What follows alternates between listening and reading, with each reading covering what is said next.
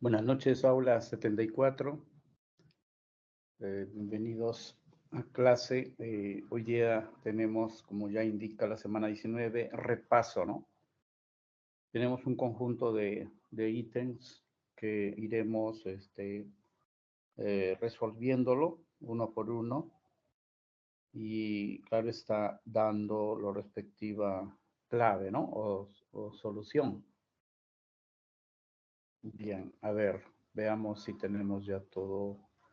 Los PPTs están, el volumen de voz, si hay algún problema, a ver, cuanto a la voz, ¿me escuchan? Les agradecería por el chat responderme. Si no, el señor auxiliar, cualquier indicación, ¿no? Que no esté bien.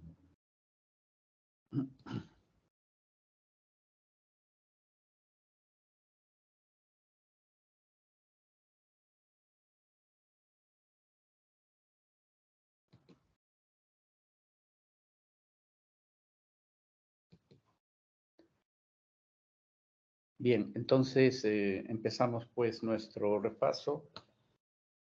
Tenemos ya el primer ítem, ¿no? Que se ha propuesto. A ver, en pantalla. Un momento. Ahí está.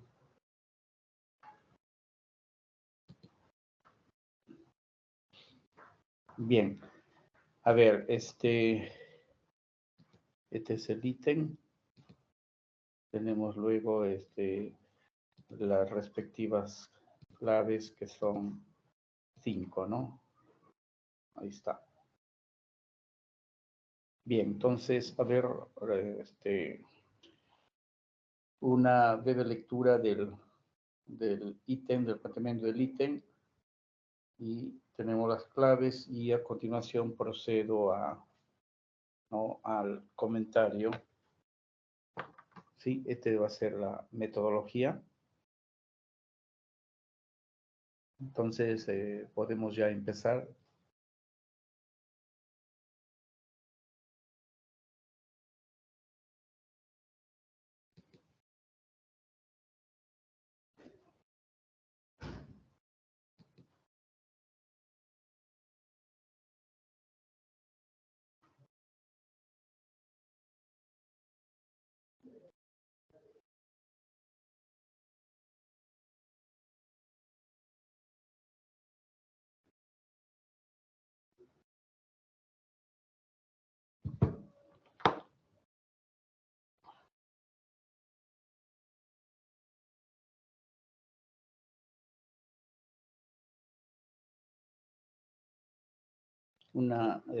Bueno, empecemos pues por el primer ítem, ¿no?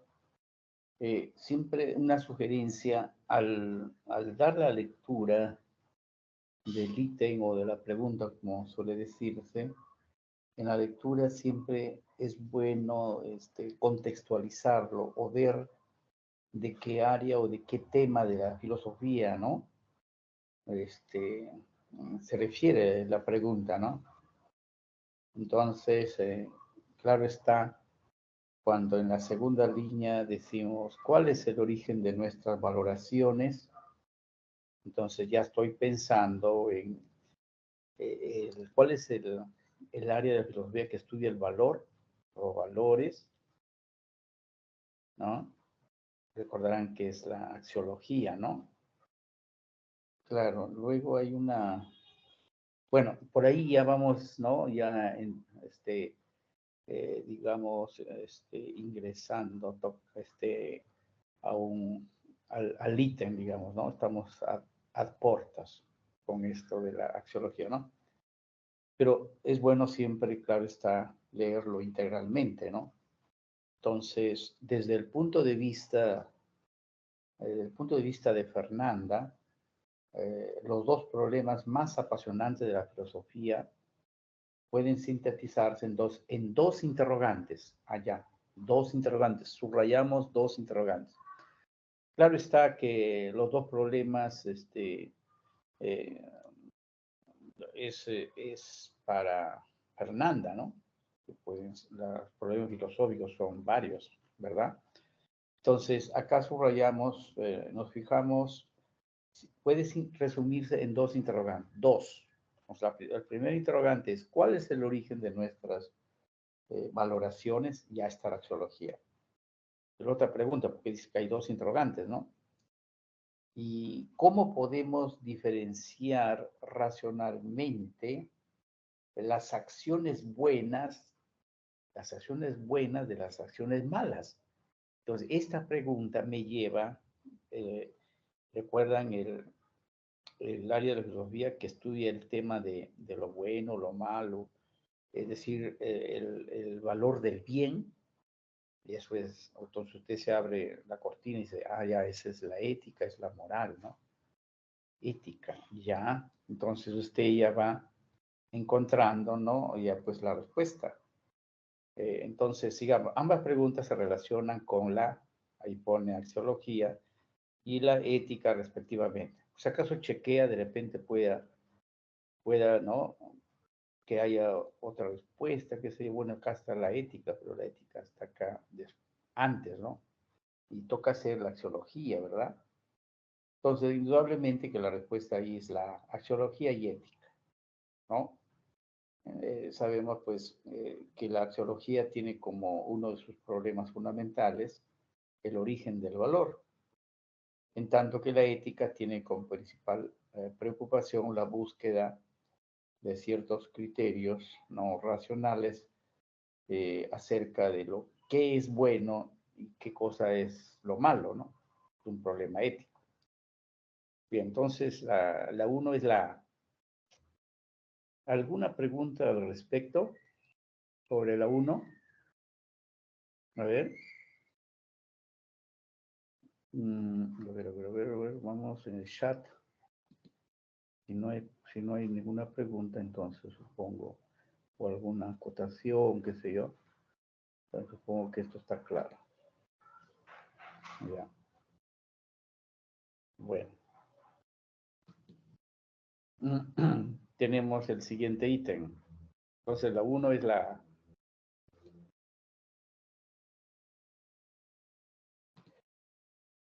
Bien, tenemos ahí el segundo ítem, ¿no?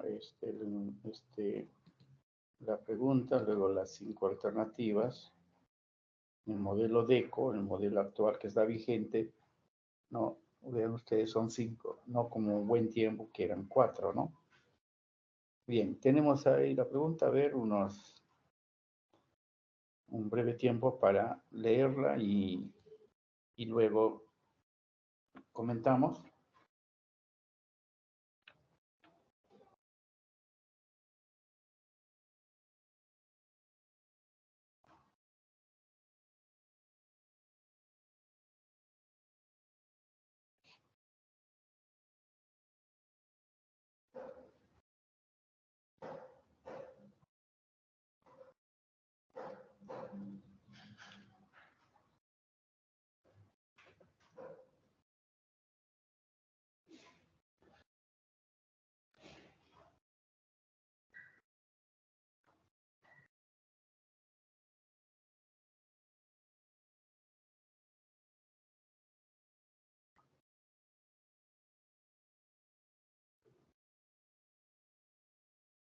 Bien, a ver, el ítem 2 habla de Pedro, subrayemos Pedro, profesor de educación secundaria, se encuentra convencido de que su rol es el de ser un facilitador, ¿no? Siendo los alumnos el elemento activo del proceso educativo.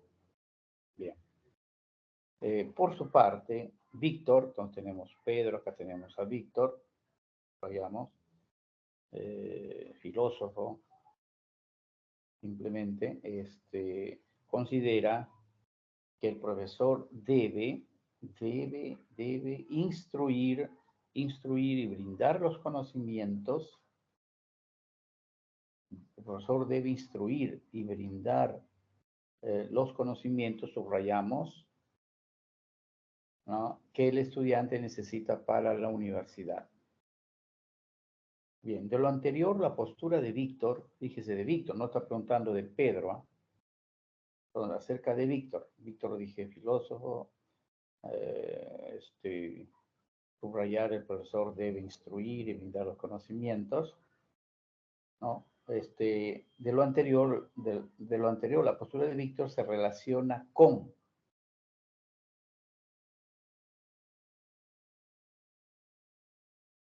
este, con la enseñanza impartida por los sofistas, ¿no?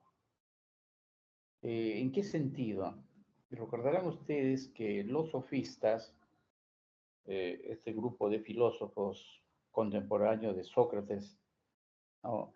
Sócrates combatió a los sofistas, ¿no? En tanto y en cuanto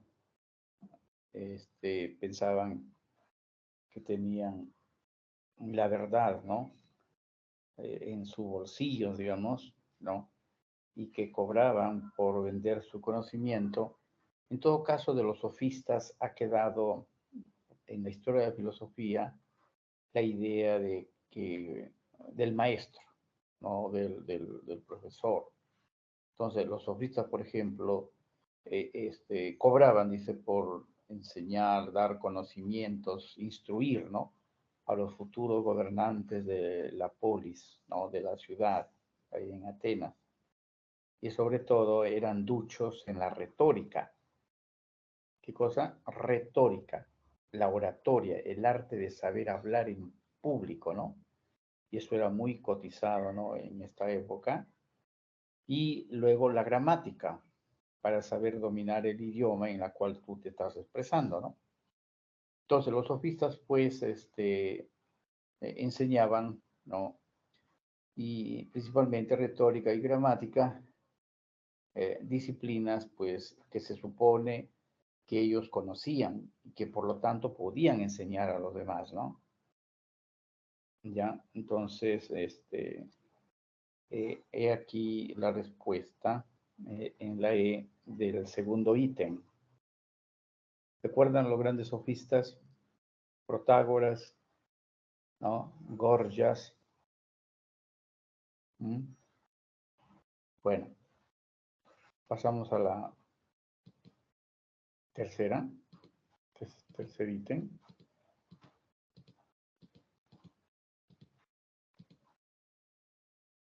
Bien, ahí tenemos el tercero.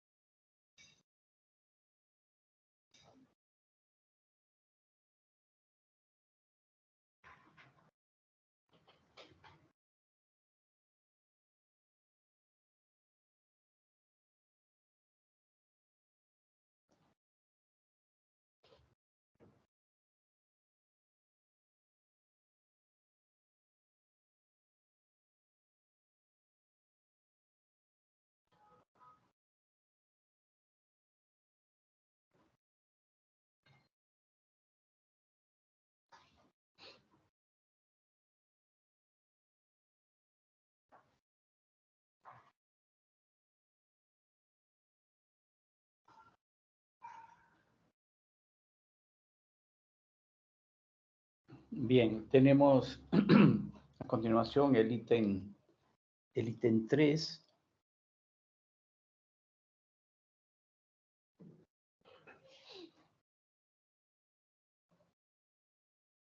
En la lectura que ustedes han hecho previa, ¿no? De este tercer ítem, habrán encontrado a Platón, ¿no?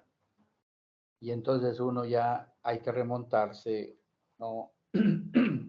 al área de la filosofía que, que se trató de la filosofía antigua, donde estaban Sócrates, Platón y Aristóteles, ¿no? Entonces, bien, a ver si eso nos sirve. Siempre es bueno, ¿no? Contextualizar, ubicarse.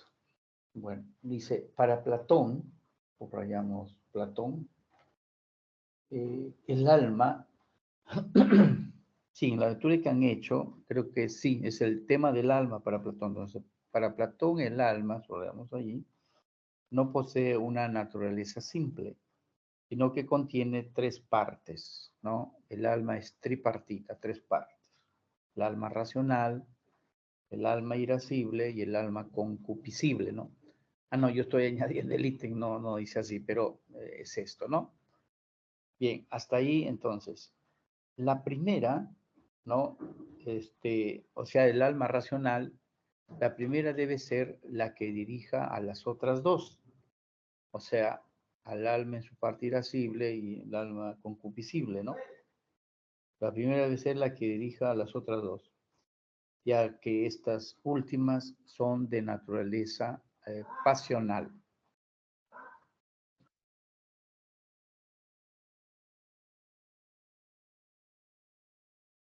Bien, de naturaleza pasional.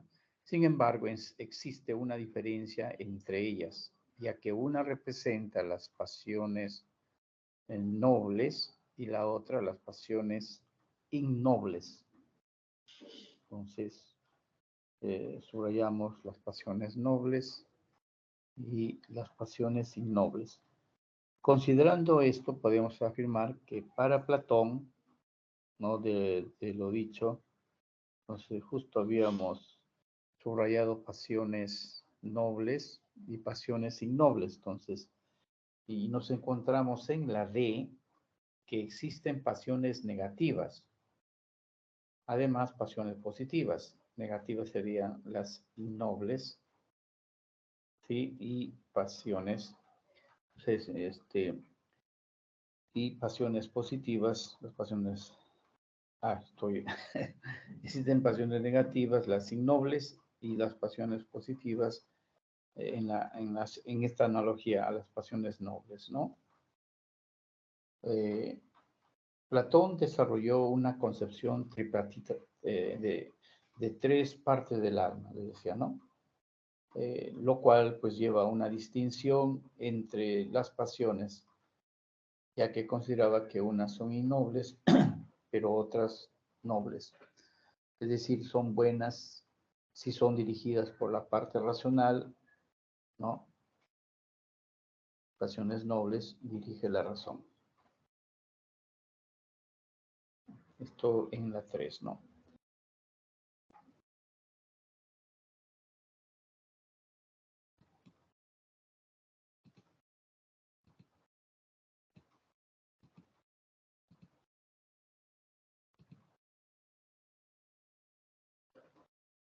Tenemos aquí el cuarto ítem. Veamos el contenido del ítem.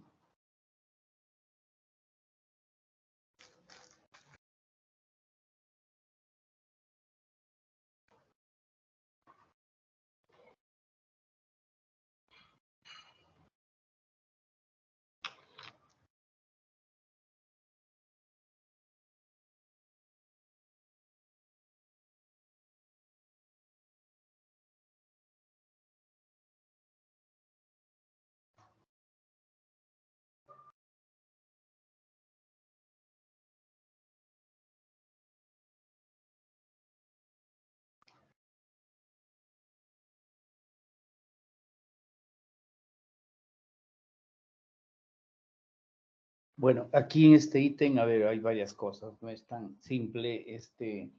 A ver, veamos, a ver. Un profesor inicia su clase de filosofía comentándoles a sus alumnos el famoso cuadro La Escuela de Atenas. ¿Saben? La Escuela de Atenas es de Rafael, ¿no? Un gran pintor del Renacimiento italiano. ¿Ya? Entonces, sí, bueno, hasta ahí. A ver, a su juicio el autor del cuadro, o sea, Rafael no se refiere, ¿no?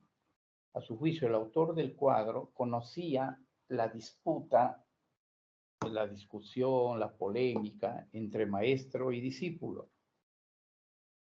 Maestro y discípulo se está refiriendo al maestro Platón y su discípulo Aristóteles, ¿no? ¿Ya? Entonces, sigamos. En este sentido, ¿no? No es casualidad que Rafael, ¿no?, haya pintado a Platón señalando el cielo, o sea, Platón señalando el cielo, ya que quería dar a entender que las esencias de las cosas estaban en otro mundo, estaban, digamos, en el, arriba, en la parte superior. ¿Recuerdan la teoría de las ideas de Platón? Están arriba, está señalando. Bien, pero sigamos con la pregunta. Dice, en relación con lo anterior, ¿no?, ¿cuál es la razón de que en el cuadro, claro, en el cuadro de Rafael, Aristóteles, contrariamente a Platón, ¿no?, señale con la mano este mundo, o sea, hacia abajo señala, ¿no? ¿Cuál es la razón? Y encontramos en la D mostrar que las esencias de las sustancias se hallan en este mundo, unidas a la materia. Pues ahí está el concepto de sustancia de Aristóteles, ¿no? El concepto de sustancia de Aristóteles. ¿Y qué cosa es la sustancia? Lo singular, lo concreto, este zapato, este lapicero, esta persona, ¿no? Y entonces hay el hilemorfismo, ¿no? Materia y forma.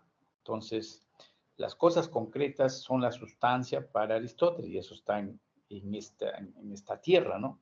Entonces señala pues con la mano este mundo, ¿no? ¿No? Entonces, repito pues la razón de que en el cuadro de Rafael, denominada Escuela de Atenas, Aristóteles señale con la mano este mundo. ¿Qué cosa simboliza? Su tesis de que las esencias de las sustancias, o simplemente la sustancia, se halla en este mundo, ¿no? Sensible, concreto, unido a la materia. ¿Ya? Una pregunta un poco compleja, pero bueno. Esta es entonces la 4, repito, es la letra D.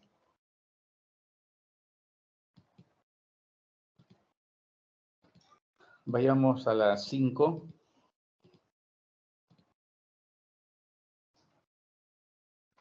Bien, a ver, veamos la 5.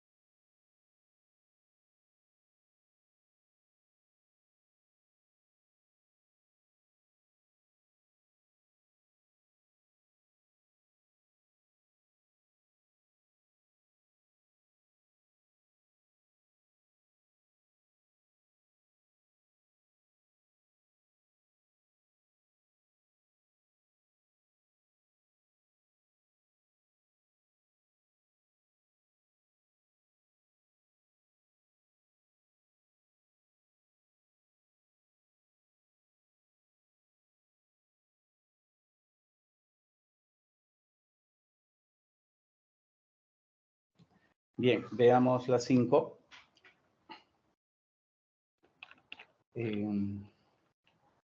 Roberto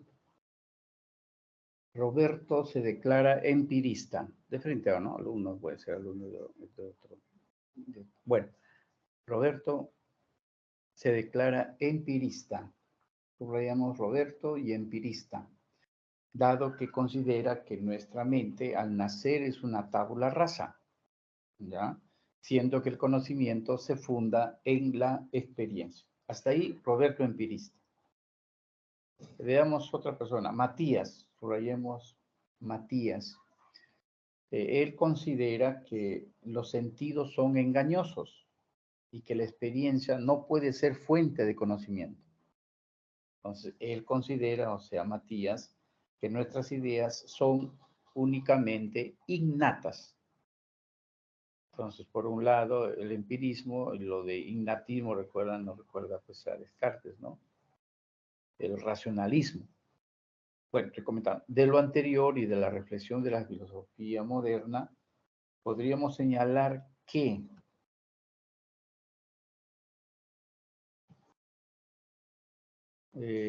la D nuevamente, Matías, aunque cercano a Descartes, Matías, una comita acá, olvidado, Matías, aunque cercano a Descartes, Matías, aunque cercano a Descartes, discrepa con él. ¿En qué sentido está cercano a Descartes? Porque él considera que nuestras ideas son únicamente innatas, pero Descartes solamente habló de las ideas innatas, ¿recuerdan? Bueno, de hecho, ambas personas, tanto Roberto como Matías, muestran posturas nociológicas distintas y opuestas, ¿no? Matías tiene coincidencia con el pensamiento de Descartes, ¿no? En el sentido de que considera que nuestras ideas son únicamente innatas. Eh, eh, pero, ¿qué es lo que pasa? La discrepancia mayúscula es que asume que solo tenemos ideas innatas. Pero como les decía, para Descartes, además de las ideas innatas, recuerdan, había las ideas facticias, las ideas adventicias, ¿no? Las ideas facticias y las ideas adventicias. Por eso que hay lógica cuando se dice que Matías, aunque cercano a Descartes, no, discrepa con él. Discrepa con él. Bien, entonces tenemos ahí la 5, la D. 5, la D. Pasamos a la 6.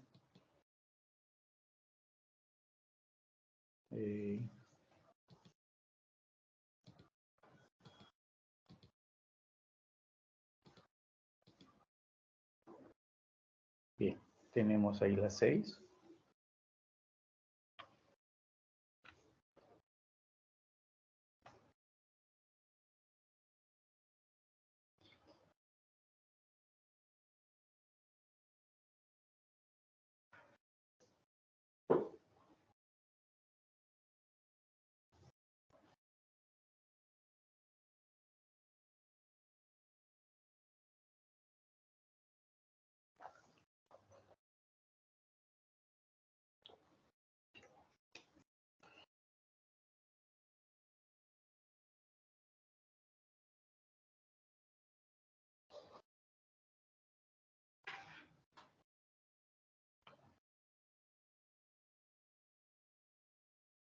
Bueno, a esta pregunta 6 tenemos, a ver, Daniel es un joven obrero. Daniel es un joven obrero. Él considera que la religión y la cultura occidental ha invertido los valores vitales, haciendo de nosotros seres humanos que reprimen su propia naturaleza. Ya, por lo que él, Daniel, apuesta por una liberación individual y social de los condicionamientos sociales. Entonces, a ver, Daniel tenemos en la tercera línea, él apuesta, subrayamos, él apuesta por una liberación individual y social de los condicionamientos sociales, ¿no? Concepto de revolución, de transformación, está sonando ahí, ¿no? Además, coincide plenamente con los que sostienen que la filosofía solo ha servido para interpretar de diversos modos el mundo, cuando de lo que se trata es de transformarlo. Pues se trata es de transformarlo. Subrayamos, y además lo que dije que subrayaran, él apuesta por una liberación individual y social de los condicionamientos sociales. Al respecto, ¿no? Se deduce que la posición, ¿no?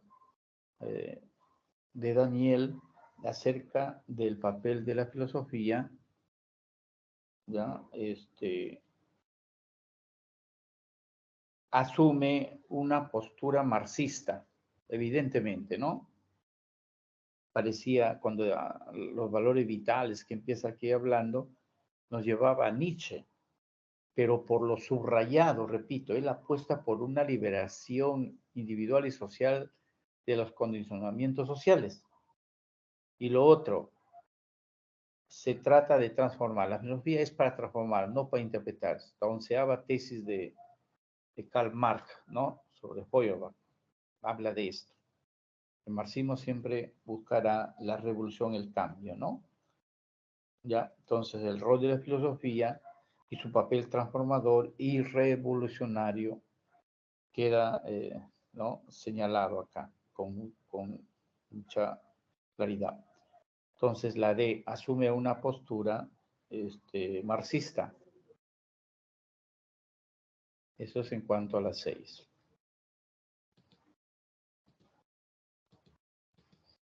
Bien, vamos con el ítem 7.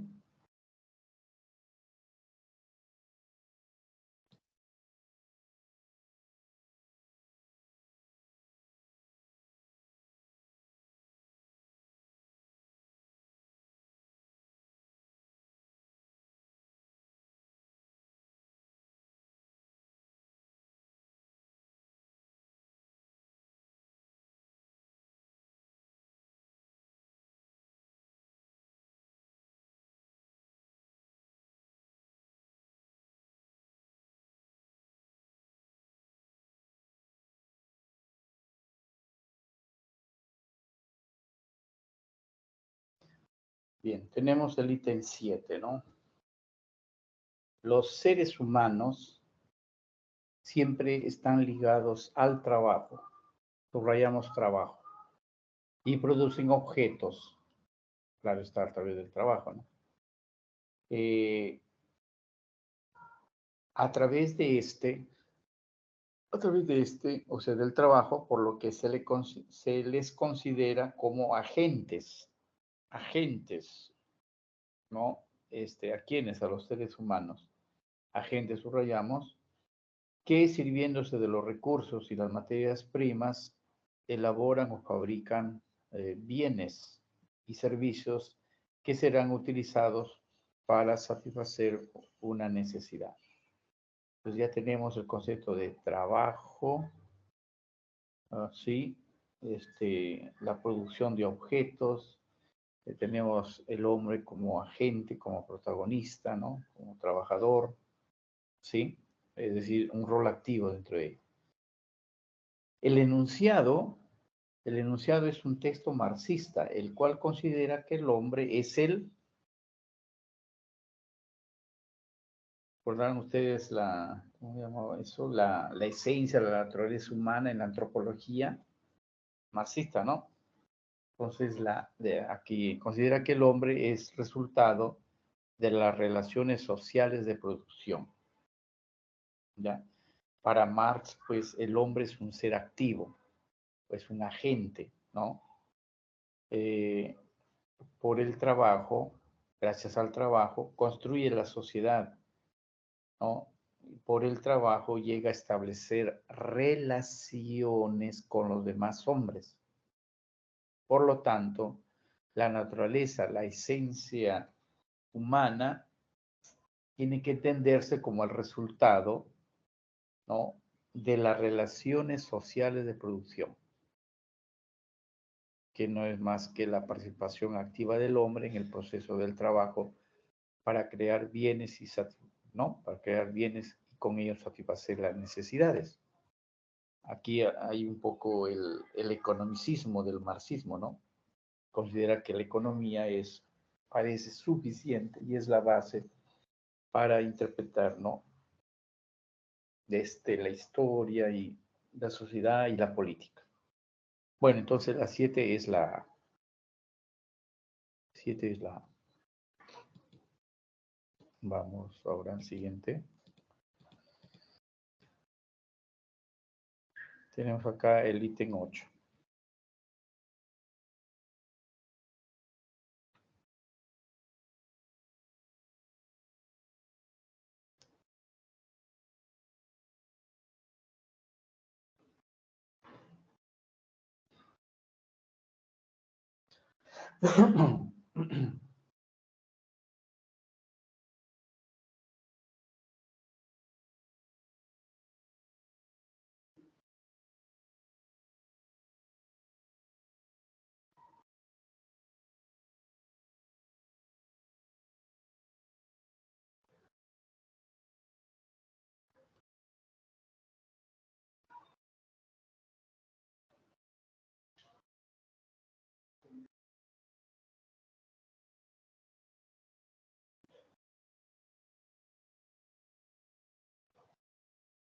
Bien, a ver, en el ítem 8, ¿no? A ver qué tenemos.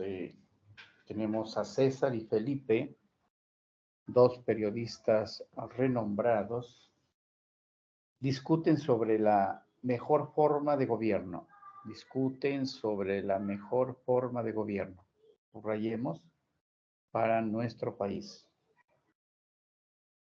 César, o sea, el primero, César señala que los gobernantes y sus ministros deben de ser elegidos entre los mejor educados. César, entonces, los mejor educados, subrayamos, los mejor educados, para que así puedan conducirnos, no, conducirnos al desarrollo. Bien, eso por un lado, César. Entonces, César, los mejor educados para que nos gobiernen, ¿no? En cambio, Felipe se enfoca más en el hecho de que debemos ser ciudadanos obedientes del gobierno y las leyes. Felipe, ¿no? Ciudadanos obedientes del gobierno y las leyes. Puesto que todo gobierno, ¿no? Puesto que todo gobierno finalmente sustenta su poder en la gracia divina. Todo gobierno, subrayamos, eh, su poder, ¿no? Su poder en la gracia divina. A ver, con referencia a las corrientes filosóficas peruanas del siglo XIX, podemos señalar que es la filosofía en América Latina y en el Perú, ¿recuerdan? Señalar qué cosa. A ver, cuál es el que se relacionaría. Que César, o sea, César, que hablaba de los mejor educados para que nos gobiernen, César coincide con la soberanía, agrega aquí, con la soberanía de la inteligencia, ¿no? Y cambio Felipe con la soberanía popular, con la soberanía popular. A ver, la postura de ambos, tanto de César y Felipe, coinciden eh, con el conservadurismo, ¿no? Con el conservadurismo, ya sea por la soberanía de la inteligencia en César, soberanía de la inteligencia en César, ¿no? Los mejor educados para que puedan conducirnos, o el papel pasivo del ciudadano que postula Felipe, porque él dice, debemos ser ciudadanos obedientes del gobierno y las leyes. No hablaba de que todo gobierno se sustenta en Dios, en la gracia divina, ¿no? Entonces, el papel pasivo del ciudadano que postula Felipe. En ambos casos se alienta el conservadurismo, ¿no? Por eso acá César coincide con la soberanía de la inteligencia y Felipe con la soberanía popular. Bien,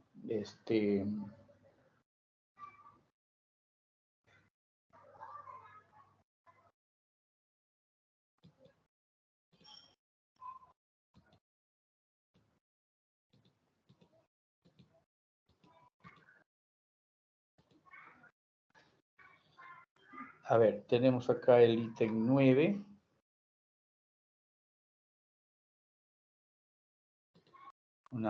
A ver, revisemos, una breve lectura, el 9.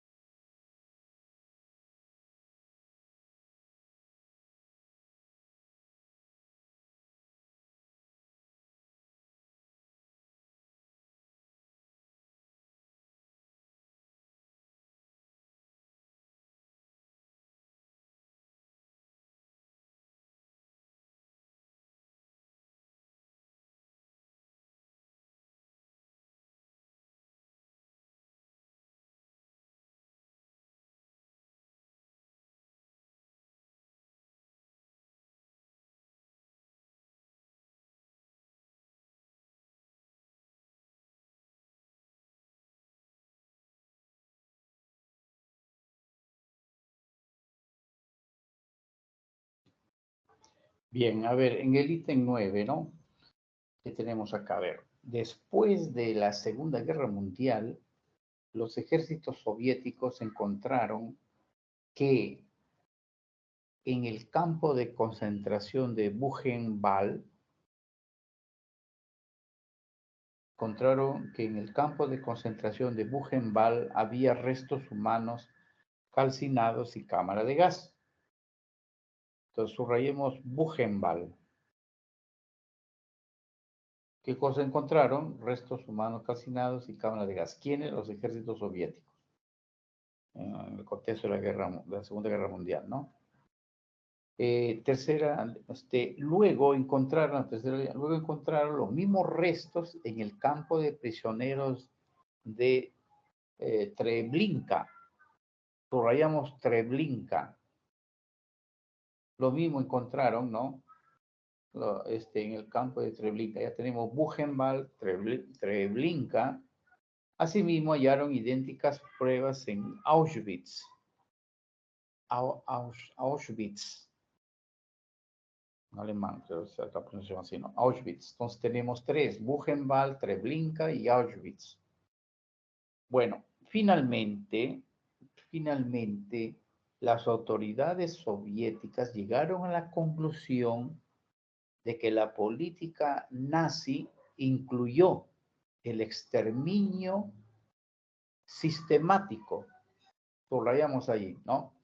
Las autoridades soviéticas, subrayamos esto, las autoridades soviéticas llegaron a la conclusión de que la política nazi incluyó el exterminio sistemático.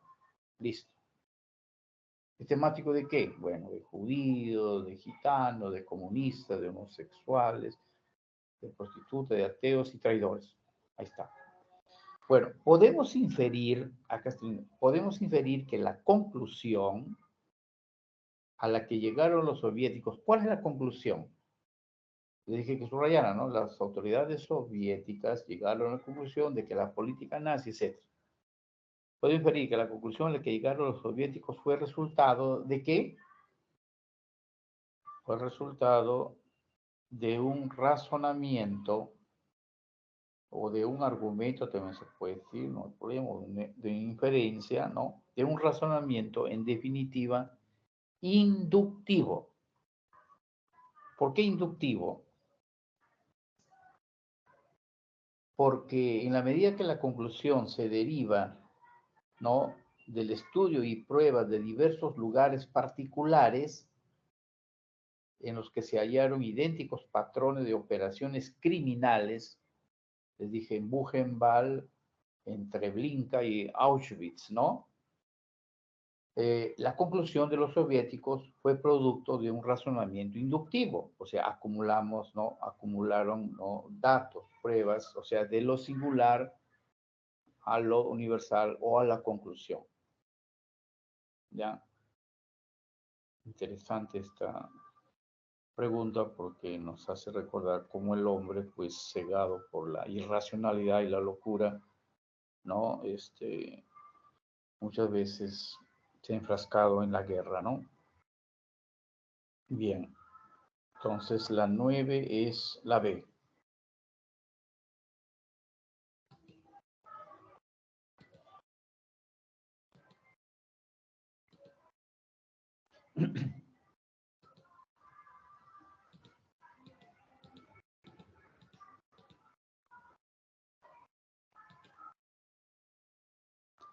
Bien, tenemos acá ya el 10º ítem. A ver, leamos.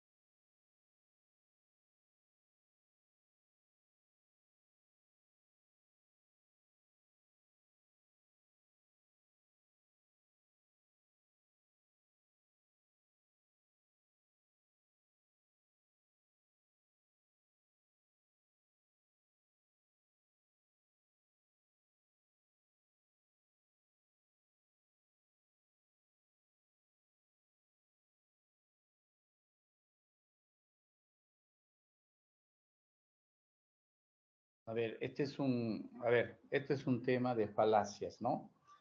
En un debate electoral, uno de los candidatos termina su intervención señalando que se ha preparado toda su vida para ocupar el cargo al que postula, que ha concluido 2 carreras universitarias, 3 maestrías y un doctorado.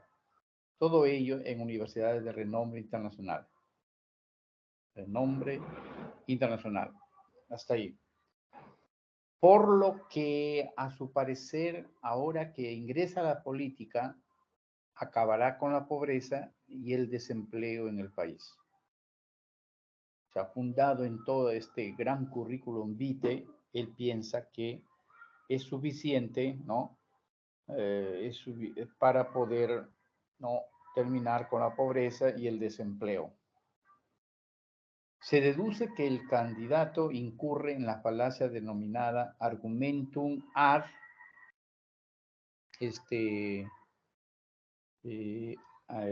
verecundiam. Ad verecundiam. A ver, les exhorto a pensar si, porque a ver, algunos textos también están ahí para poder repensarlo, ¿no? Mirarlo con actitud crítica, ¿verdad? A ver, dice la respuesta, la de ad verecundiam. ¿Tendrá usted alguna objeción, algún punto de vista contrario a esto? Realmente habría ahí una falacia. A ver.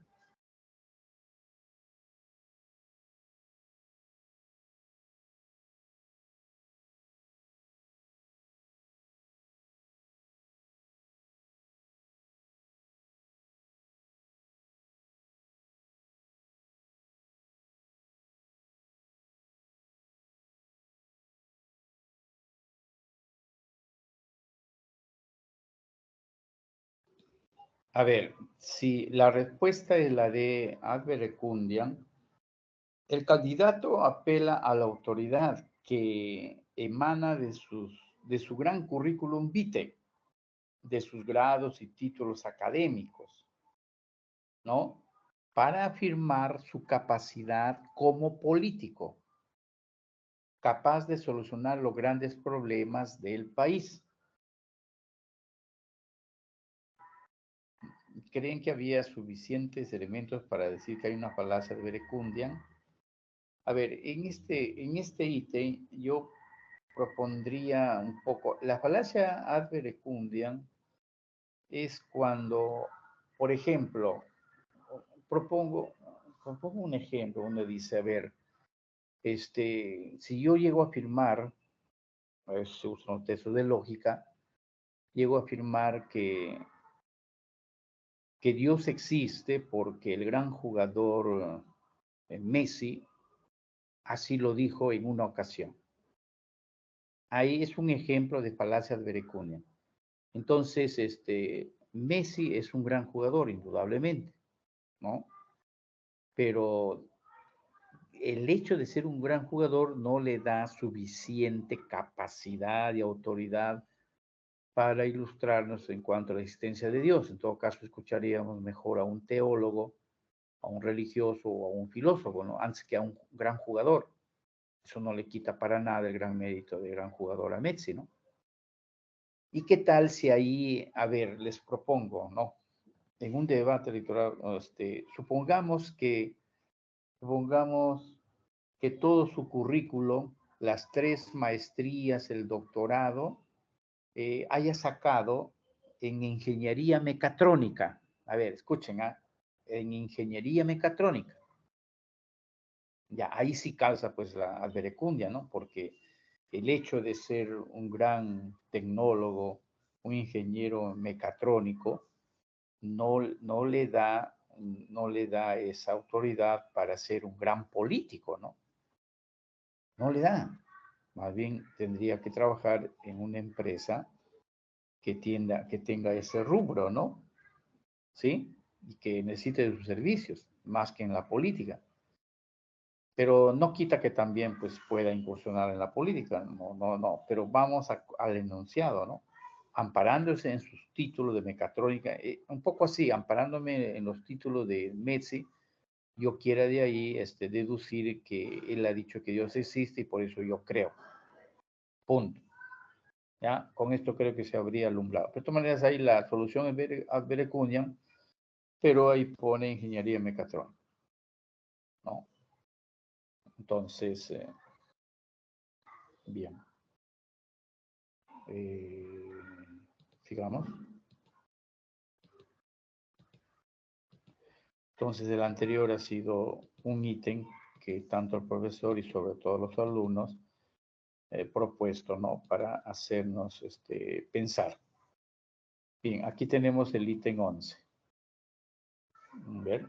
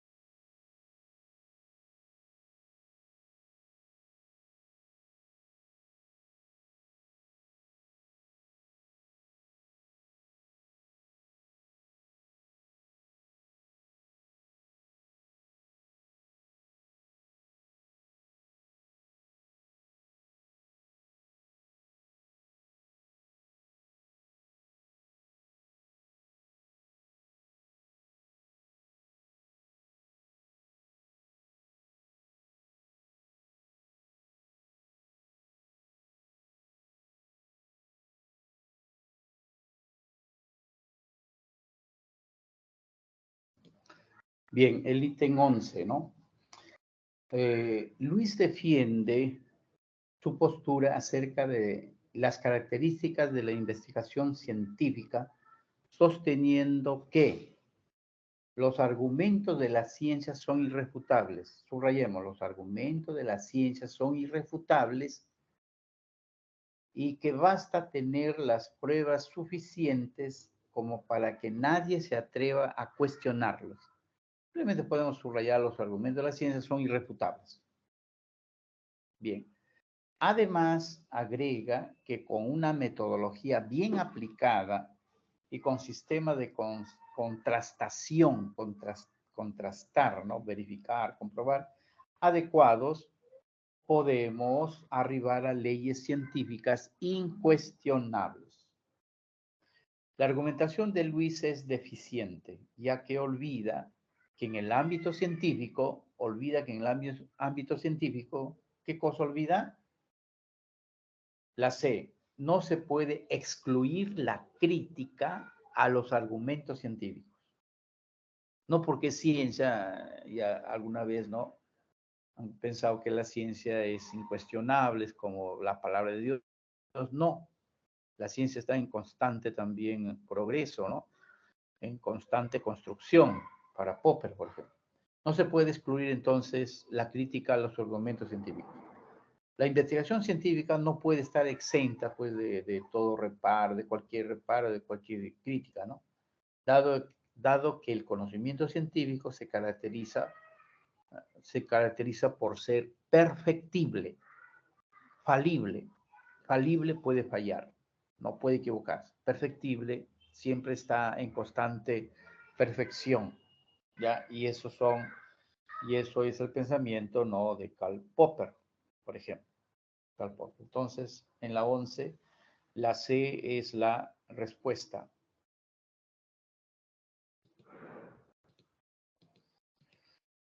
Bueno, tenemos a continuación el ítem 12.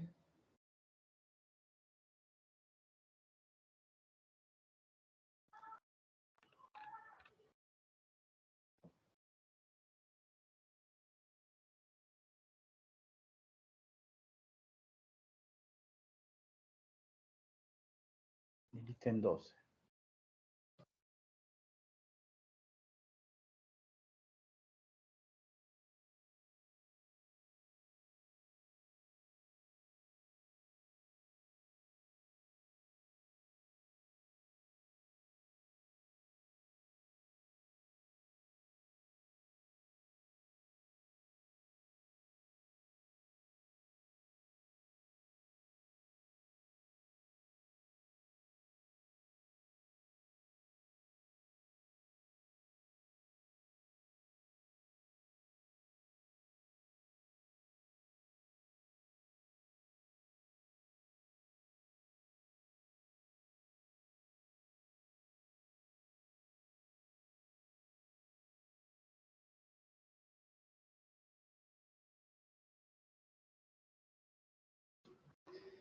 Bueno, en el ítem 12 tenemos ahí Joel, estudiante de Derecho, revisa un texto de argumentación jurídica para su examen parcial cuando encuentra la frase: el juez es boca de la ley. Ya.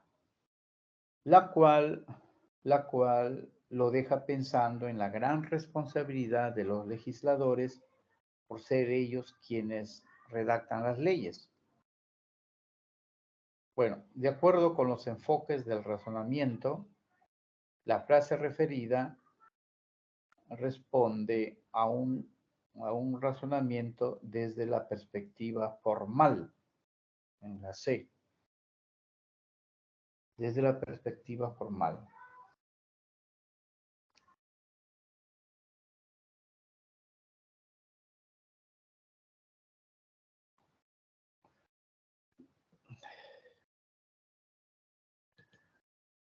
A ver, en los enfoques del razonamiento, siempre hay que ver, ¿no? El razonamiento es un conjunto de enunciados sin interpretar. O sea, no le preocupa mucho el fondo, el contenido de verdad, ¿no? Entonces, a partir de premisas se puede pasar a la conclusión. Los criterios de corrección están dados claros por las reglas de la inferencia o del razonamiento del argumento, ¿no? Que la verdad de la conclusión se deriva de la verdad de las premisas.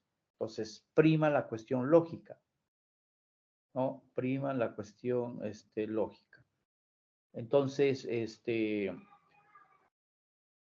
eh, son formas de argumentos, ¿no? Con total prescindencia de su contenido material, ¿no?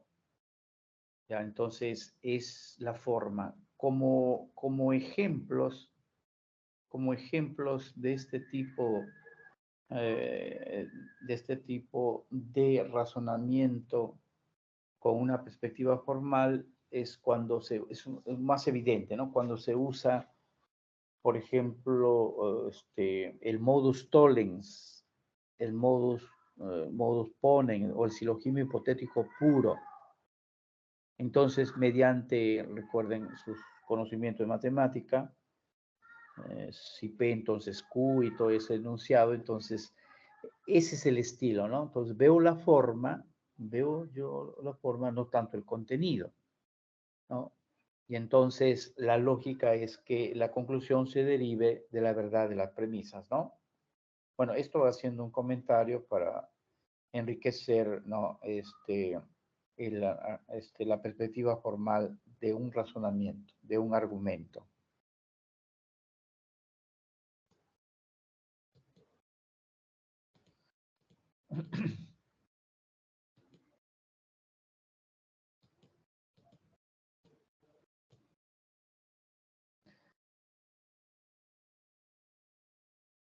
Tenemos aquí el ítem 13.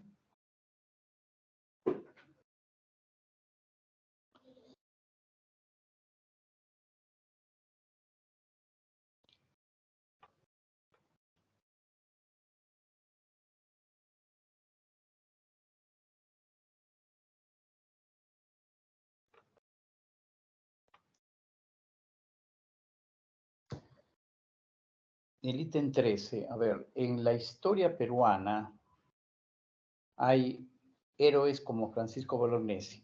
Hay héroes como Francisco Bolognesi, subrayamos, que ofrendaron su vida por la patria en una guerra cruenta y desfavorable para el ejército peruano. Pero también, pero también hay registros históricos de otros personajes villanos. Subrayen personajes villanos. Subrayaron arriba héroes, ¿no? Como Bolognesi, ¿verdad? Personajes villanos, acusados de traición a la patria, ¿no? Etcétera. De la realidad histórica señalada podemos inferir que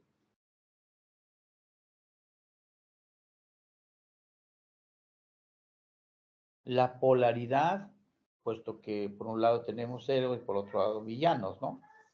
Es una característica de los valores, ¿ya? Es una característica de los valores. La existencia de héroes y su opuesto, los villanos, en la historia expresan que todo valor tiene su contravalor, su opuesto. A eso se denomina polaridad de los valores, ¿verdad? Polaridad de los valores. Muy buen texto para ilustrar esto.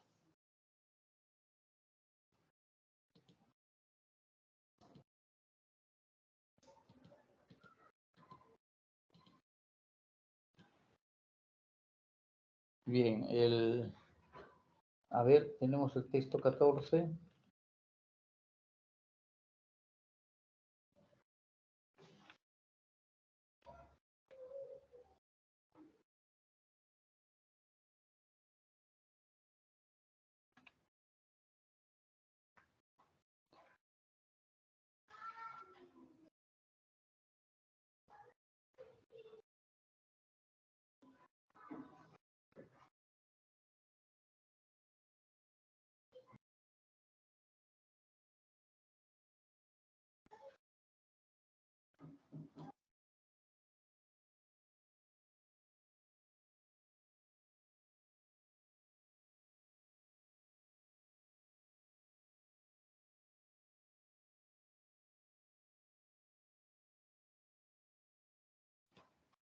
A ver, veamos este texto, ¿no? Aldair es un ferviente cristiano.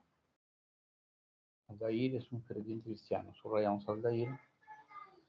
Él considera que una vida bien llevada es una vida que sigue los preceptos de la Biblia. Ya.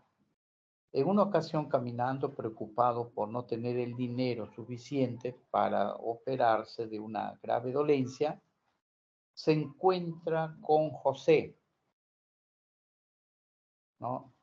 Se encuentra con José, un famoso traficante, caramba, un famoso traficante, ex compañero suyo del colegio, quien le ofrece darle el dinero que necesita a cambio de que lo ayude haciéndose pasar por comprador de unas propiedades que él posee. Bien, Aldair no acepta, pues prefiere cuidar la salvación de su alma.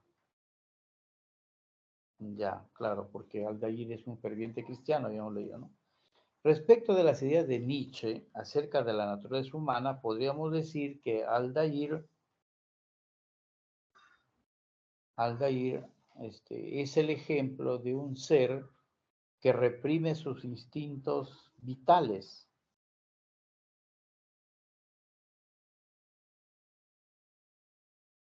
Bueno, para Nietzsche, recordarán ustedes, para Nietzsche el cristianismo eh, es una religión que no valora el valor de la vida o los valores vitales y enseña al hombre a reprimir justamente lo vital, lo instintivo.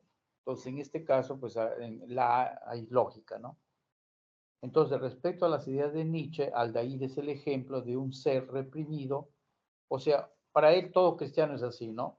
Que niega sus instintos naturales, ¿ya?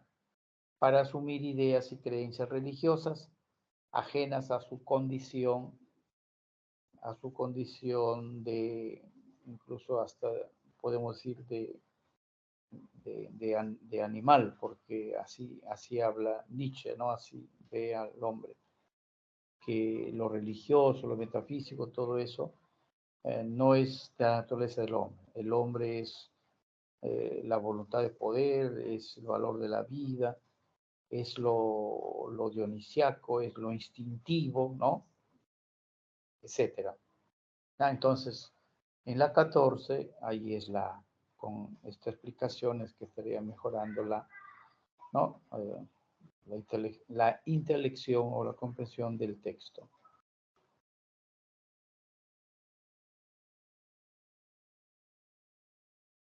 Bueno, estamos aquí en la siguiente texto, la 15.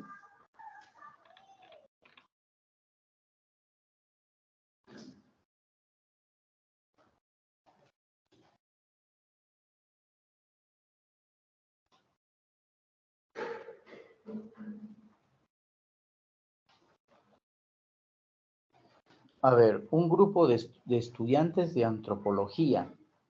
A ver, subrayamos, un grupo de estudiantes de antropología viaja a una comunidad andina para realizar una investigación de campo.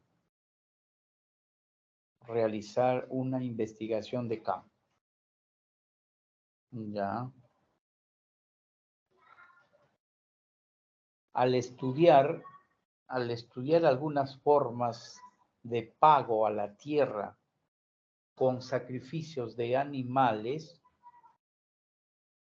ya, los estudiantes consideran que tales prácticas tales prácticas o que ello es una expresión de salvajismo y los lleva a concluir que es una comunidad con prácticas irracionales.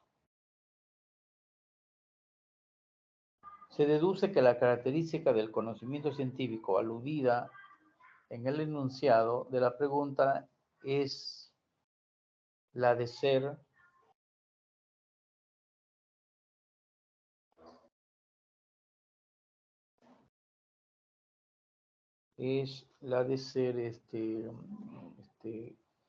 objetivo.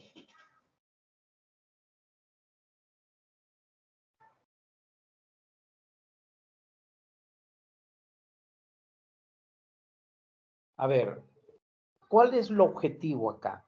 ¿Y cuál es lo subjetivo? A ver, anotemos que a veces los ítems también nos llevan a una actitud crítica, ¿no? Lo objetivo es que al estudiar, encuentran que hay formas de pago a la tierra, la Pachamama que hablan, que incluso hay sacrificio de animales. Eso es el objetivo. Eso es lo que hay en la comunidad andina. Y lo que dicen los estudiantes, lo que ellos opinan, eso es subjetivismo, porque están sus prejuicios, ¿no? ya, que son expresión de salvajismo, ¿no? Y que es irracional, eso es subjetivismo. Entonces, choca, claro está, con la objetividad que debe tener siempre la ciencia. ¿Dónde está la objetividad? Repito, que en la comunidad andina encuentran, pues, los estudiantes de antropología estas cuestiones, costumbres o elementos culturales de pago a la tierra, sacrificio de animales, etcétera, ¿no? Ya. Yo tampoco estoy diciendo que estoy de acuerdo no, pero de acuerdo al texto, eso es objetivo. Y subjetivo es lo que dicen los estudiantes. Eso hay que aclararlo acá en este ítem, porque la solución es la de, ¿no? La de lo de objetivo. Claro, un rasgo del conocimiento científico es la de ser objetivo, ¿no? Entonces hay que dejar de lado nuestras propias valoraciones, que son a veces prejuiciosas, como vemos ahí, que impiden comprender objetivamente las cosas que estudiamos, ¿no? Claro, ¿verdad? Estas observaciones que he hecho al ítem 15, ¿ya? Bien.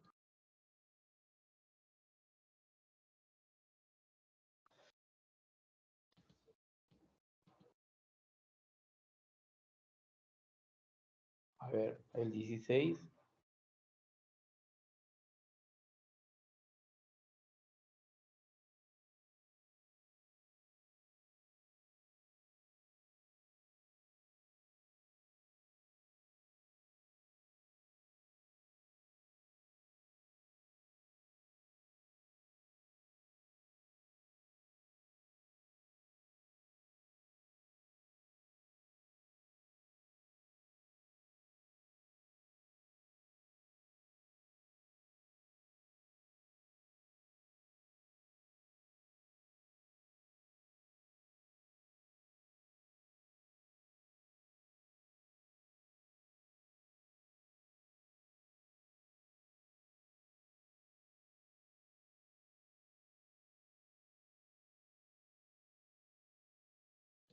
A ver, veamos este ítem que nos lleva, ¿no?, al razonamiento. Rosario y Mercedes presentan distintas versiones acerca de un mismo hecho. Bien. ¿Cuál es el hecho? Que ambas vieron caer a Mario de un tercer piso. Ya. Ambas vieron caer a Mario de un tercer piso. Ya. Rosario y Mercedes presentan distintas versiones. Bueno, luego de lo cual Rosario, subrayamos Rosario, señala que vio a Juan golpear a Mario. Rosario señala que vio a Juan golpear a Mario. Mientras que Mercedes refiere que lo vio aplicándole primeros auxilios. Y aquí viene, el fiscal, subrayemos, el fiscal que investiga la muerte de Mario, subrayemos, está convencido de que existen motivos para asesinarlo, por lo que en su afán de llegar a la justicia, basa su investigación asumiendo como verdadera la versión de Rosario. ¿Ah? Entonces Rosario señala que vio a Juan golpear a Mario. Y para el fiscal que investiga la muerte de Mario, ¿no? Habíamos dicho, está convencido que buscaban su muerte, ¿no?, de Mario. Entonces, el fiscal asume la versión de Rosario, que considera que la verdad es, la C está determinada por la utilidad. Bien, el fiscal asume la versión de Rosario, repito, ¿qué había dicho Rosario? Señala que vio a Juan golpear a Mario, golpear. Mientras que Mercedes dice, no, lo vio aplicando los primeros auxilios, ¿no? Fíjese, ¿eh? Entonces, la probabilidad del razonamiento en todo caso también, ¿no? Entonces, el fiscal asume la versión de Rosario porque le resulta más útil para llevar la investigación y alcanzar justicia.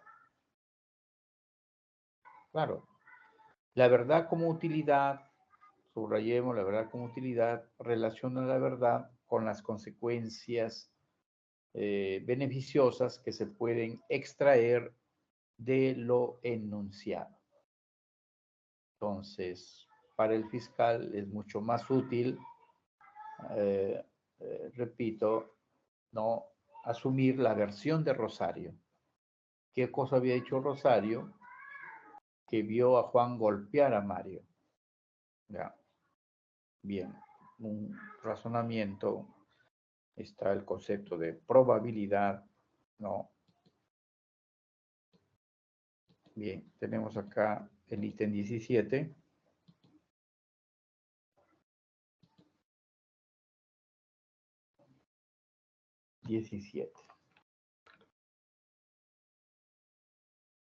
A ver, acá creo que es epistemología, ¿no?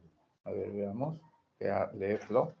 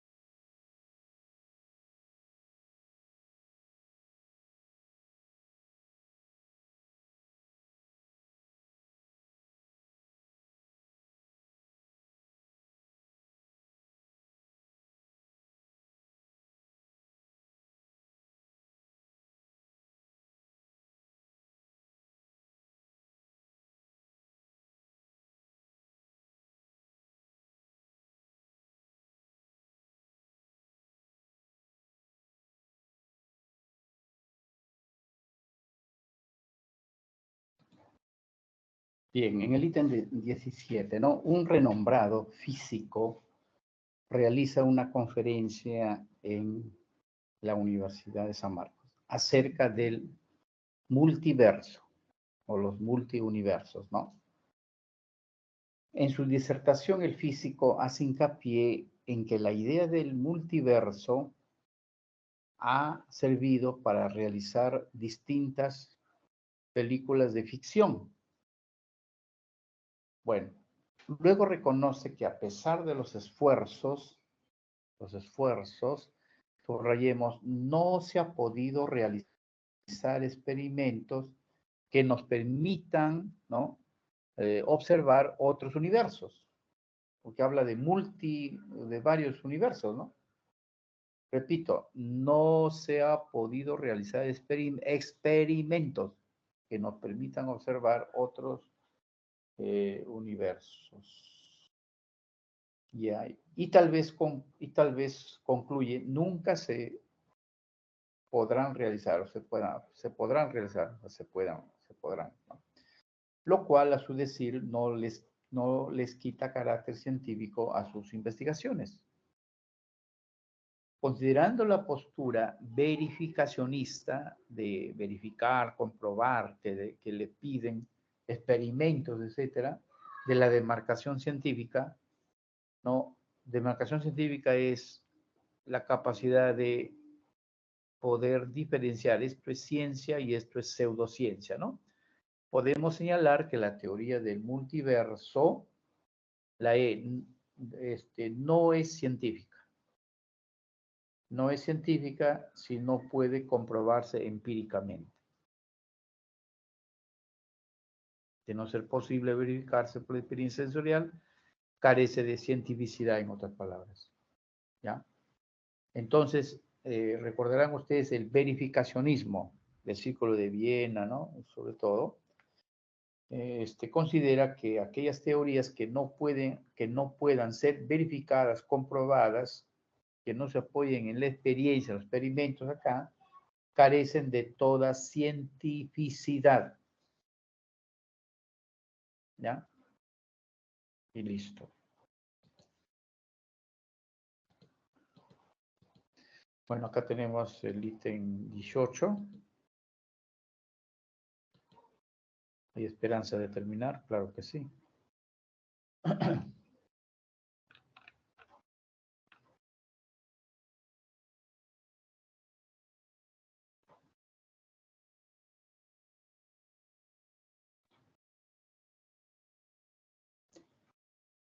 Bueno, aquí tenemos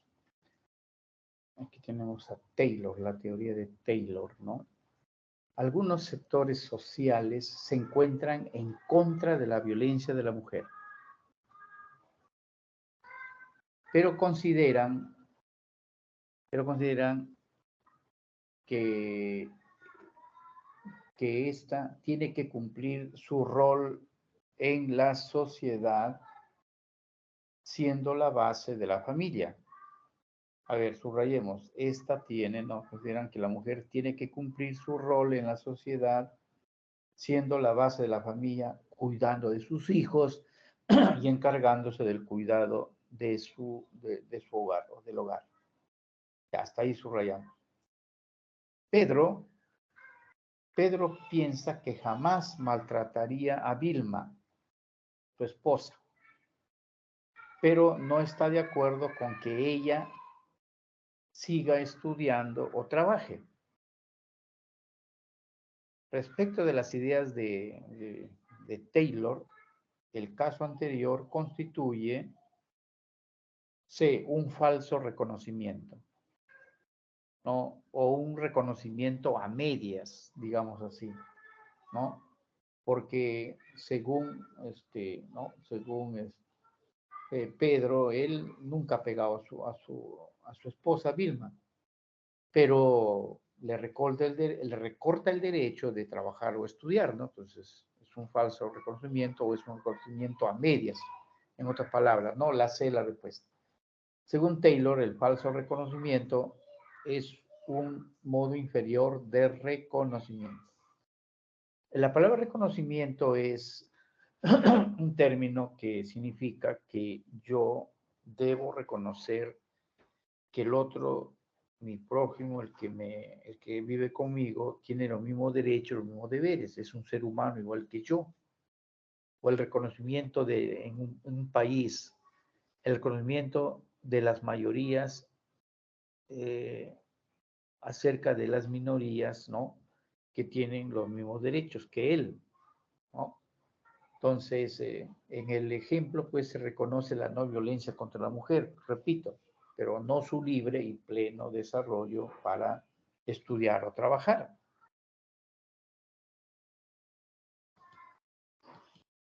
Tenemos aquí el ítem 18, 19.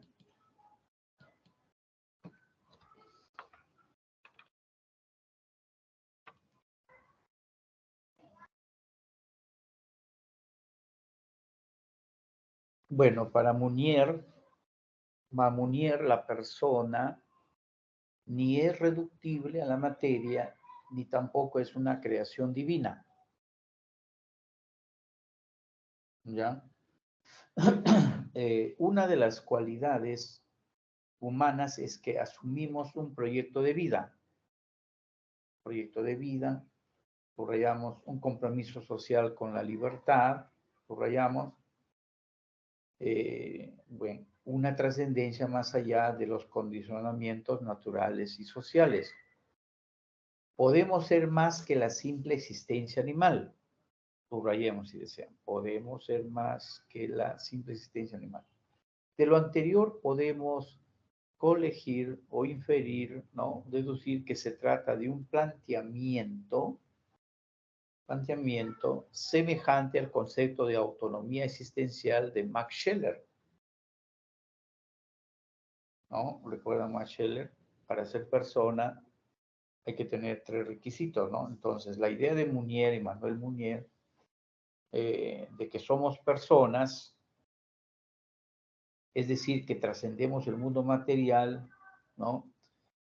Y nos permite establecer una semejanza con el concepto de autonomía existencial o llamado también libertad de Max Scheler, en tanto que dicha cualidad, ¿no? O sea, de la autonomía existencial o libertad, es lo que nos convierte realmente en personas, subrayando, personas, ¿no? La esencia o naturaleza del hombre para Max Scheler es ser personas, y somos personas gracias a que se es sobre todo un ser espiritual. Tal tiene alma y cuerpo, ¿no? Y espíritu, pero lo que sobresale es el espíritu. Y gracias al espíritu, el hombre puede ser persona en Max Scheler, ¿no? Max Scheler. Muy bien. Tenemos aquí ya el ítem 20.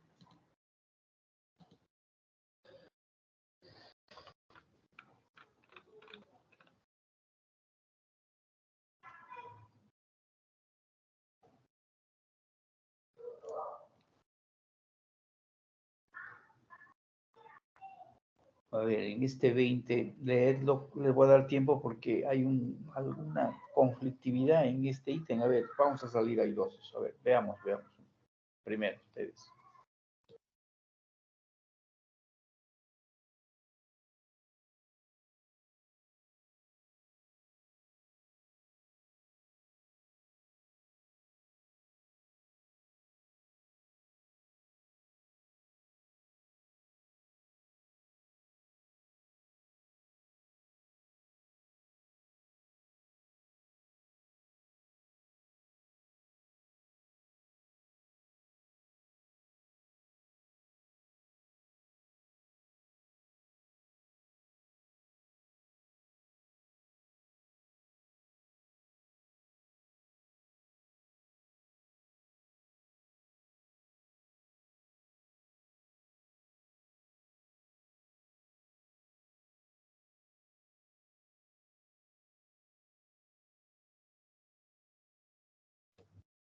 A ver, veamos con sentido crítico este ítem, ¿ya? Blanca es una alumna. A ver, ambos comparten la universidad. Los historias distintas que vertían como resultado común. A ver, Blanca, subrayemos, Blanca es una alumna bastante aplicada. Ella, o sea, Blanca, subrayamos, ella considera que debe estudiar y esforzarse mucho por aprender. Subrayamos, ella considera que debe estudiar y esforzarse mucho por aprender. Subrayamos. Porque su familia no tiene muchos recursos, ¿no? Etcétera. Y debe ingresar a la universidad. Bueno, por otro lado, Peter es un estudiante, subrayamos Peter, es un estudiante muy esmerado porque, porque para él, subrayamos para él, lo más importante es aprender.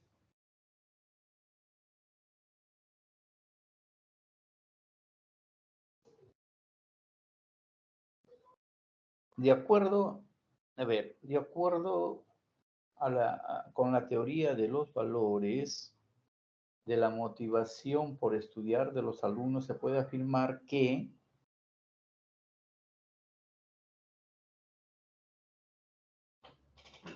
¿no? ¿Cuál sería ahí la clave? A ver.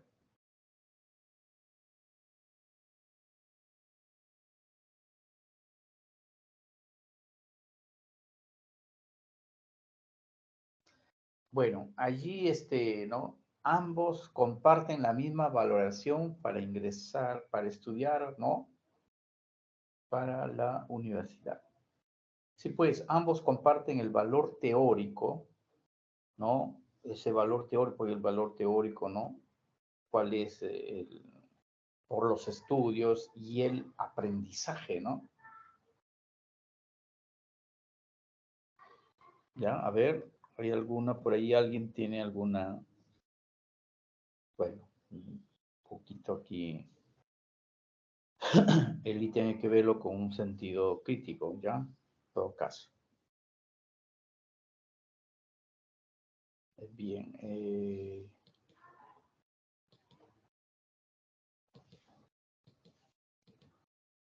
21, 21, a ver.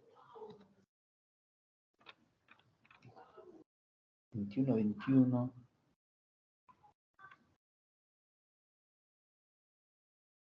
A ver, 21. En uno de sus proyectos, Elías, subrayamos Elías, plantea, ¿qué cosa? Desarrollar una reeducación en valores y hacer que estos reflexionen acerca de lo que es bueno y sepan distinguirlo de lo que es malo. O sea, plantea para reinsertar a los presos a la sociedad, ¿no? Una reeducación en valores. Ya, para él, esa sería la solución para que no vuelvan a delinquir, ¿no? La forma de pensar de Elías es compatible con el intelectualismo ético de Sócrates. ¿Recuerdan Sócrates?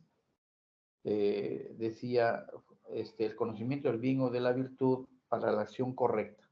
Una persona virtuosa sabe qué es la virtud y el bien y lo va a aplicar en su vida. En cambio, las personas que ignoran van a delinquir, ¿no? Entonces, es el intelectualismo ético, ¿no? Podemos tener discrepancias, ¿no? Con Sócrates, pero es que esto no se da en la práctica, etcétera, pero esa es su idea, ¿no? Vamos con la 22.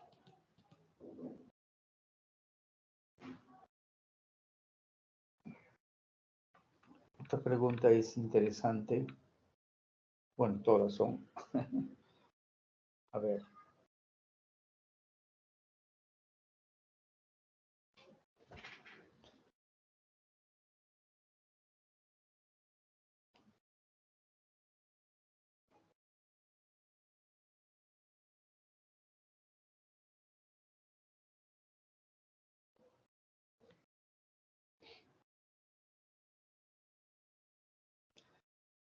A ver, en el libro del Génesis, que es un libro de la Biblia, Génesis, que es el capítulo 22, versículo 2, ¿no? Se lee, Dios le dice, ¿no?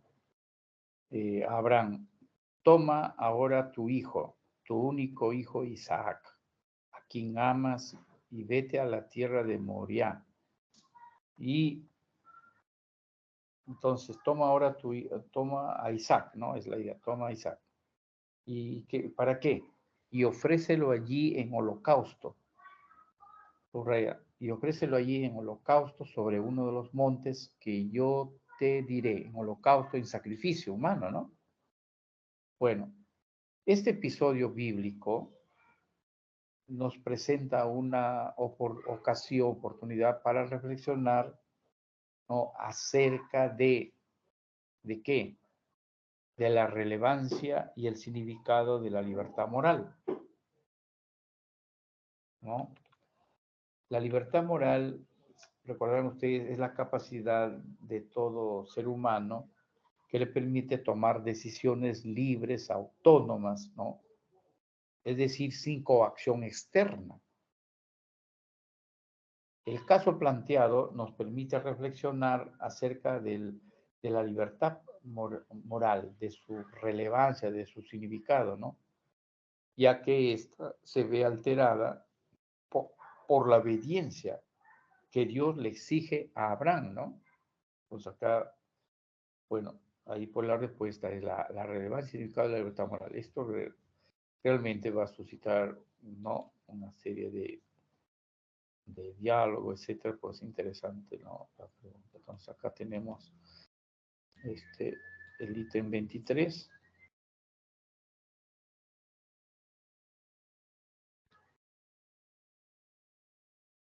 Muy bien.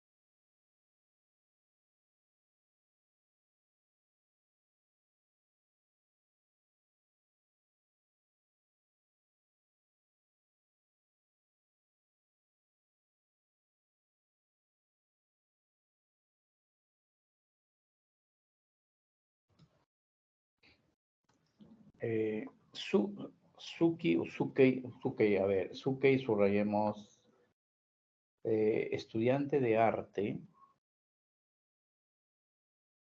asiste a una exposición y queda maravillada con la obra de una joven artística plástica.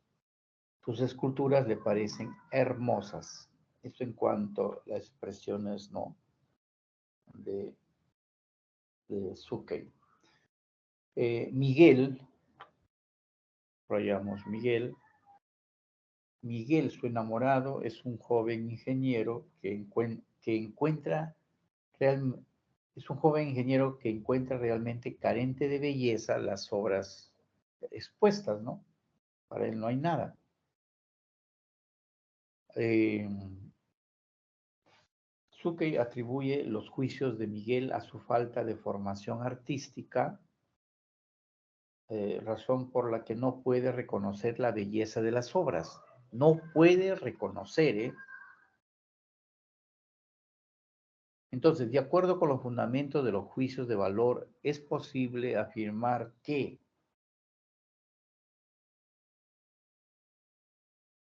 este,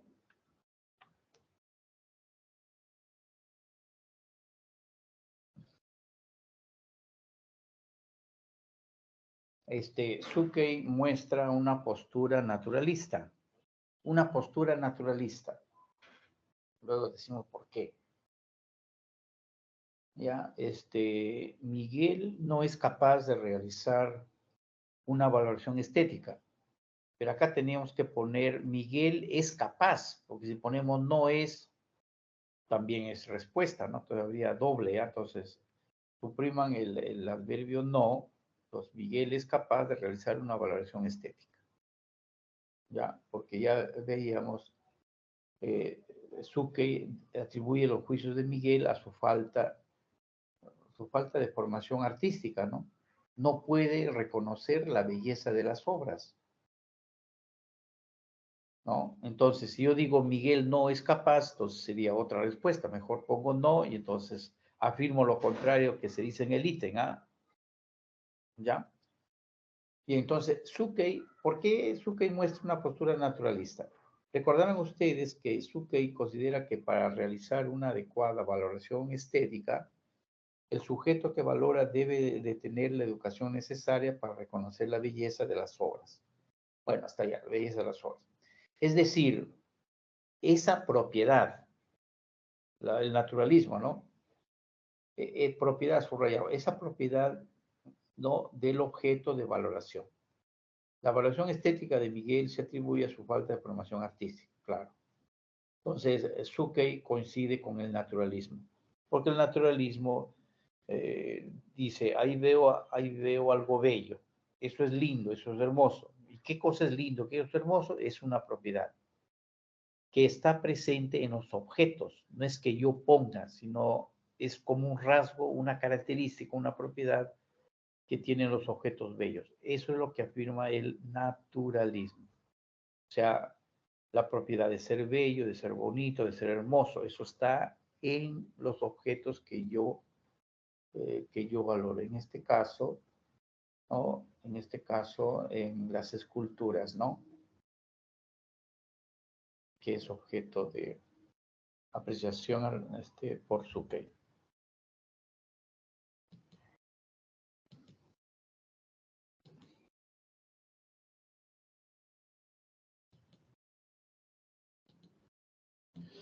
Bueno, vamos con la 24.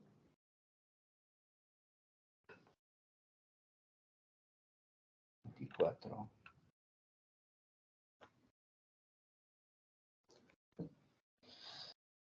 Aquí en la 24 está Hegel.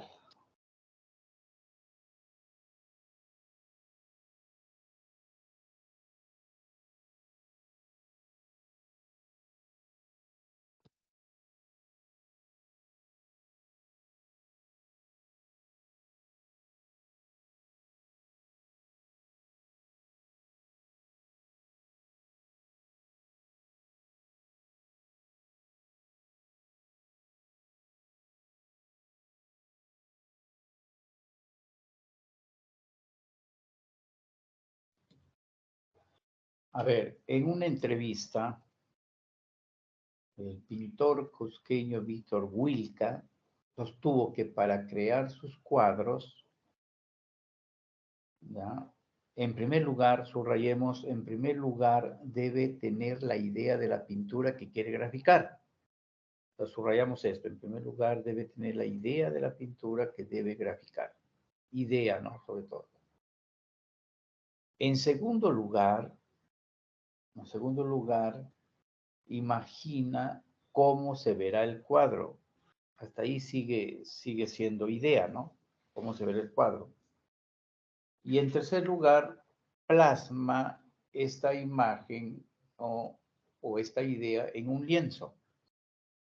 De lo anterior podemos inferir que la idea de arte de este pintor se asemeja a la de Hegel, quien consideraba que el arte es la expresión sensible de la idea. ¿Ya?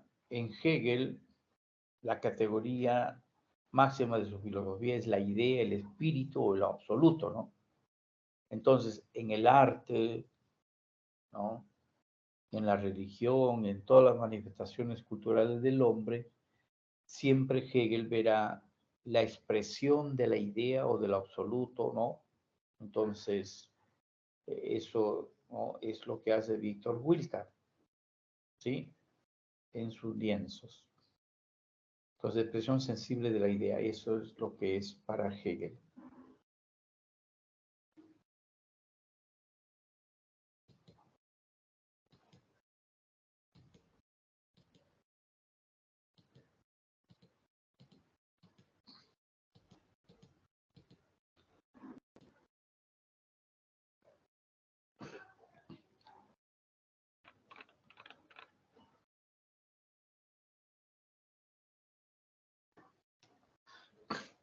A ver, aquí, un profesor explica a sus alumnos el principio de flotabilidad.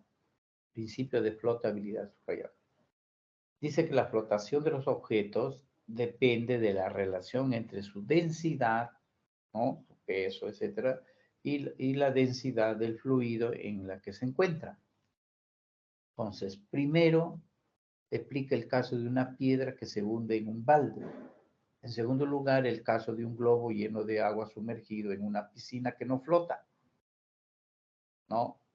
Por último, el de los cubitos de hielo que flotan en el vaso de agua.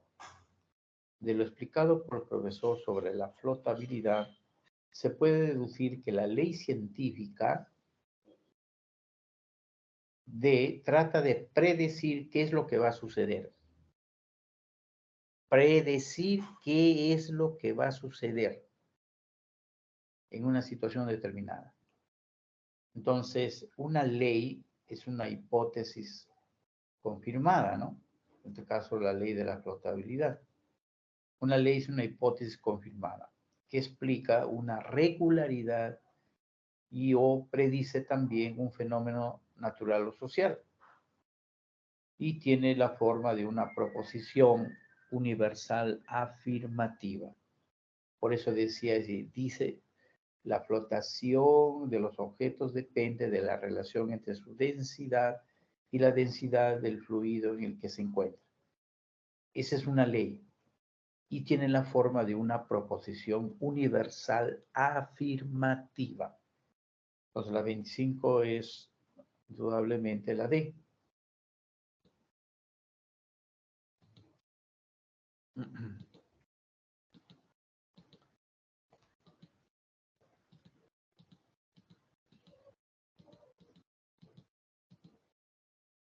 26.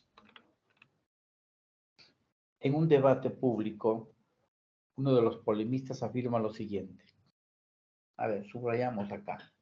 No tenemos por qué seguir soportando gobiernos que atenten contra las libertades individuales, ¿no?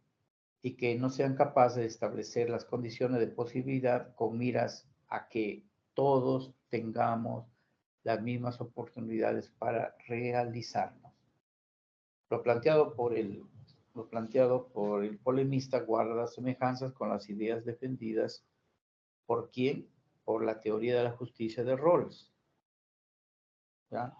Recordarán ustedes, Rawls defiende una concepción liberal, ¿no?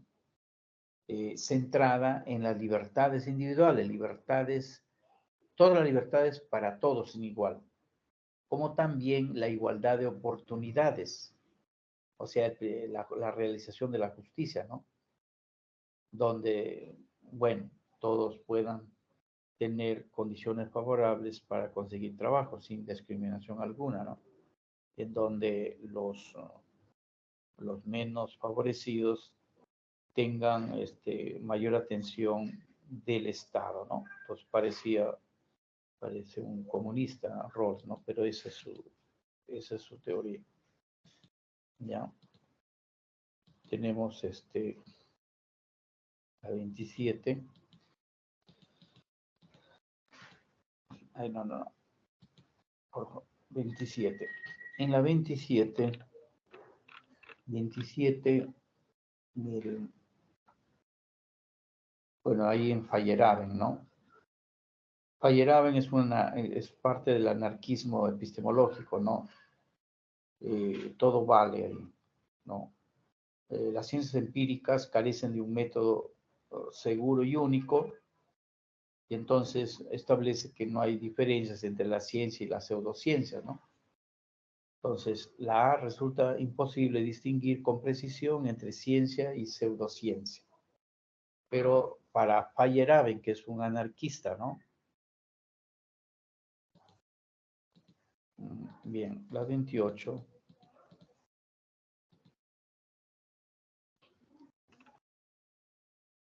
Bueno, en su segundo manifiesto surrealista, André Breton decía en la segunda línea: el único extravío delirante que no se puede aceptar es el de un sistema de conservación social que protegía a un orden perverso con explotadores y explotados.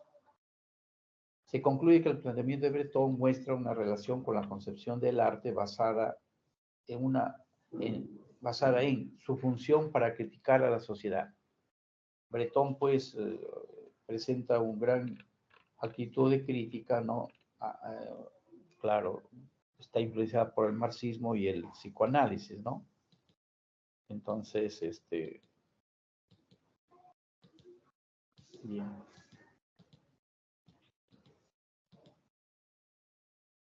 En la 29 tenemos ahí la clave, la B, ¿no? Al respecto, la postura que se contrapone a lo señalado es la planteada por Locke con referencia a la libertad individual. Locke entonces señala que, como buen liberal, el Estado debe salvaguardar los derechos naturales a la vida, la libertad y la propiedad privada, ¿no? ¿Ya? Entonces el Estado no debe entrometerse en la vida, ¿no? de los ciudadanos, ¿ya? Entonces,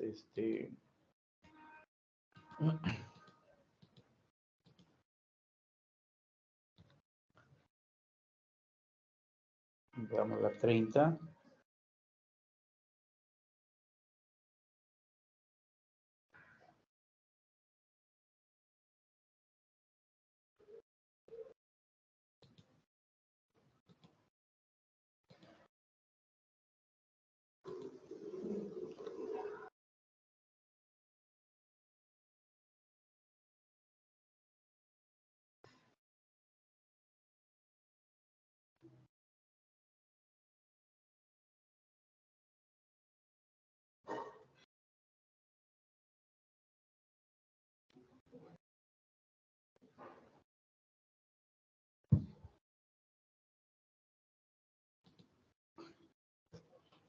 Bien, en la 30, la clave es la B, ¿ya?